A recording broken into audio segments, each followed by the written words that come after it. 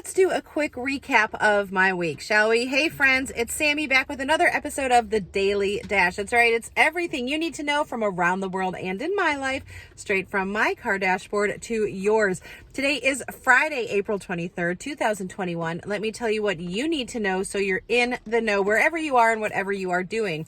All right, I guess a group is meeting today to determine the outcome, what's going to happen with the Johnson & Johnson vaccine. A space shuttle, SpaceX, was launched early this morning. What else is going on? I honestly don't know. I just know that it's raining out, which means, you know what? I washed my hair, of course. That's the only time I wash my hair is when it rains. And I don't want to come back out in the car. So I'll put some news below. And of course, you can find me at the Sammy Cone on Twitter and Instagram, sammycone.com, and on YouTube. So yes, I just thought that since I've already been out today, this is probably going to be the one time I'm going to come out in my car and not be drenched. So I wanted to get the Daily Dash done and speak a little bit off the cuff. I haven't gotten to tell you too much about the week. Actually, we've had some sickness going on in our house, not me, thankfully.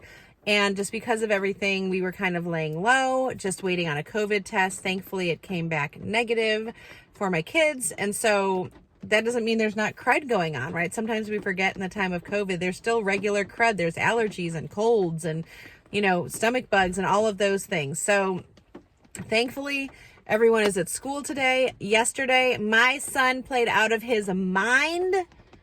He had a great tennis match, won his singles and doubles. It was a gorgeous, although very chilly night to be watching tennis in April in Nashville, but I'm not complaining. I would much rather have cold than hot. I used a very interesting cheering/coaching technique from the sidelines that he credited for pulling him through the end of the match. So I'll just leave it at that. It involved some UNC players. That's all I'm going to say. Try to channel my inner Roy Williams, but it got him through.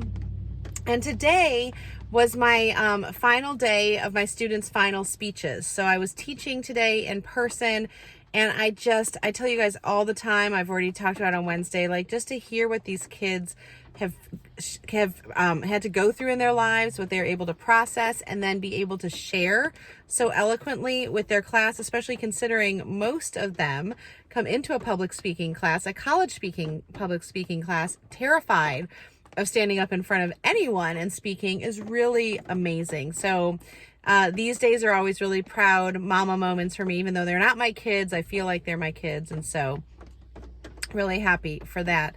That's really what I wanted to share. There's been a lot of highs and lows this week. Again, parenting teenagers is not for the faint of heart. So I just covet your prayers with that as well. Same thing, highs, lows.